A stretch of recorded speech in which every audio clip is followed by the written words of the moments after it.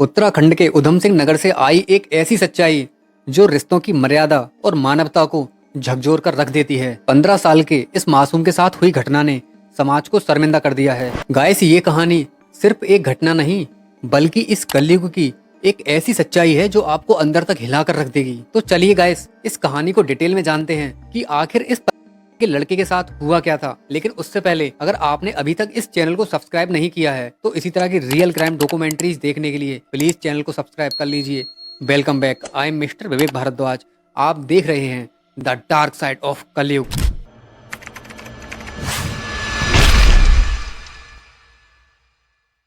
ये घटना उत्तराखंड के उधम सिंह नगर की है, जहां पर 18 साल की लड़की की शादी 2-3 साल बड़े लड़के के साथ हुई। स्टार्टिंग में सब कुछ सामान्य था, लेकिन शादी के कुछ महीने बाद ही पति बीमार पड़ने लगा। बीमारी इतनी बड़ी कि 2 दिसंबर 2021 को वो HIV के संक्रमण के कारण मारा गया। बाद में खुलासा हुआ कि उसकी पत्नी पहले से ही HIV संक्रमित थी, लेकिन फिर भी उसने ये बात अपने पति से छुपाई थी। पति की मौत के बाद इस लड़की को एक विधवा का जीवन जीना चाहिए था, और फिर इसे तो ये भी पता था कि ये लड़की HIV से संक्रमित है।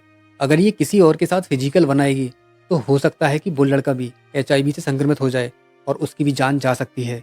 लेकिन इस लड़की ने ऐसा कुछ भी नहीं किया। इसकी बढ़ती इच्छाएं इसे गलत रास्ते पर ले गईं। इसी दौरान इसका सामना हुआ अपने ही परिवार के 15 साल के लड़के से। एक दिन जब इस लड़के के माता पिता गाँव से बाहर गए थे, तब ये लड़का अपनी चाची के साथ घर में अकेला था और ये लड़का अपने घर में खेल रहा था। तभी इस 23 साल की लड़की यानी कि इस लड़के की चाची ने बाहर का मेन गेट बंद कर लिया और वो इस लड़के को बहला फुसलाकर अंदर रूम में ले गई। रूम के अंदर जाते ही दरवाजे को अंदर से लॉक कर दिया और उस लड़के को बेड पर बिठाकर उसे गलत इंटेंशन से गलत जगह पर टच करने लगी। इस लड़के ने अपनी चाची को रोकने की काफी कोशिश की और उसका विरोध भी किया, लेकिन इस लड़की ने उसे धमकाया कि यहाँ पर चुपचाप बैठे रहो, और अगर तुमने इस चीज के बारे में किसी को कुछ भी बताया तो मैं बाहर जाकर सबसे कह दूंगी कि तुमने मेरे साथ जबरदस्ती की है, तुमने मेरे साथ गंदा काम किया है, और फिर मैं तो एक लड़की हूँ, मेरा कोई भी यकीन कर लेगा। इसके बाद पुलिस तुम्हें उठाकर ले जाएगी, इसलिए चुपचाप यहाँ पर बैठे रहो और जो मैं कहूँ वो करो। इस तरह से ये लड़का इस लड़की के दबाव में आकर डर जाता है और ये लड़की इसके साथ काफी देर तक शारीरिक संबंध बनाती है। ये लड़का इससे ये भी बोलता है कि चाची मेरे प्राइवेट पार्ट में काफी दर्द हो रहा है, मुझे छोड़ दो, लेकिन ये लड़की इसे काफी देर तक नहीं छोड़ती है। ये सब कुछ होने के बाद जब फैमिली घर पर आती है तो ये लड़का अपने दिल की बात किसी से कुछ नहीं कह पाता है कि आखिर इसके साथ हुआ क्या है, और ये अंदर ही अंदर मन में टूटने लगता है। और अगले दिन इस लड़के के माता पिता इस लड़के को लेकर वापस अपने घर यानी कि उधम नगर लौट जाते हैं।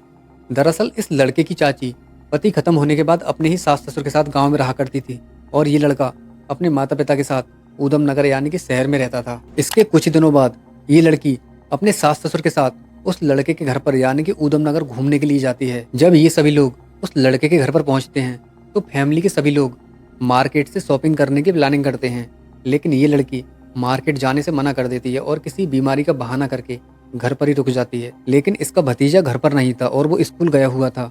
बट जैसे ही वो स्कूल से घर लौटकर वापस आता है और अपनी चाची को देखता है तो थोड़ा सा सहम जाता है और डर जाता है, क्योंकि इसके साथ उस दिन जो भी कुछ हुआ था उस बात से ही काफी ज्यादा डरा हुआ था और अंदर से टूटा हुआ था।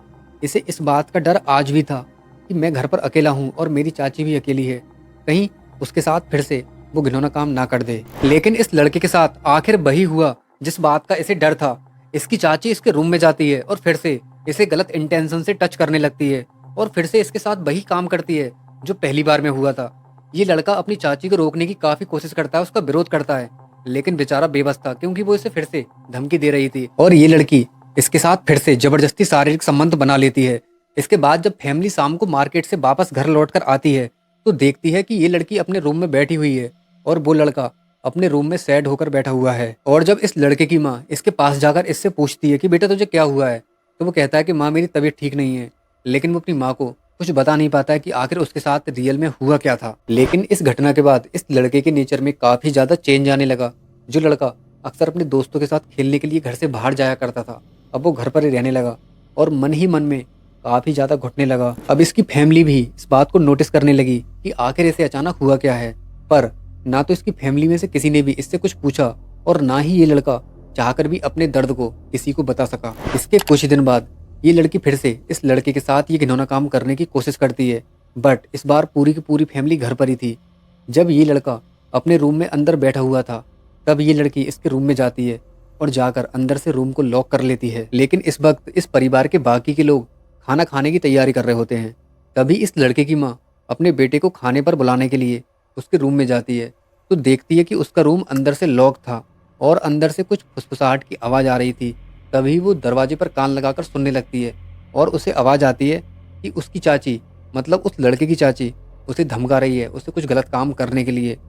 फिर उसकी माँ तुरंत ही अपने पति यानी कि उस लड़के के पिता को वहां बुला लेती है। अब जैसे ही ये सभी लोग दरवाजे पर कान लगाकर सुनते हैं तो सभी के सभी हैरान हो जाते हैं, सभी के पैरों के नीचे की जमीन खिसक जाती है, क्योंकि उस लड़के की चाची उसके साथ शारीरिक संबंध बनाने के लिए जबरदस्ती कर रही थी और वो लड़का अंदर रो रहा था। ये सभी लोग रूम को अनलॉक कराते हैं और अपने बेटे को बाहर लाकर जब उससे पूछते हैं कि उसकी चाची उसके साथ क्या कर रही थी, तो वो लड़का अपनी चाची की सारी हरकतों को बता देता है कि उसकी चाची आज से पहले 2 बार उसके साथ ये घिनौना काम कर चुकी है। ये बात सुनने के बाद पूरी की पूरी फैमिली डर जाती है, क्योंकि उनके माइंड में सबसे पहले ये बात क्लिक करती है कि ये लड़की HIV से संक्रमित है।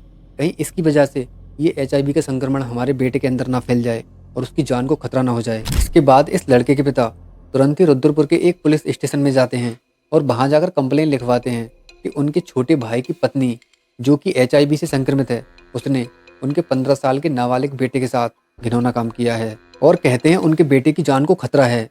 इस थाने की HSO रितु चौहान तुरंत ही 270 के तहत कंप्लेंट दर्ज कर लेती हैं और इस लड़के की चाची को गिरफ्तार कर लिया जाता है। तो गाइस, आपने देखा कि एक चाची अपने ही भतीजे के साथ किस तरह से गंदा काम करती है, और इस केस को लेकर आपकी कोई भी राय हो तो कमेंट बॉक्स में जरूर देना, और वीडियो पसंद आई हो तो एक लाइक जरूर कर देना। तो चलिए दोस्तों, मिलते हैं नेक्स्ट वीडियो में। आगे दो अपने भाई को। जय हिंद, जय भारत, वंदे मातरम। Thank you.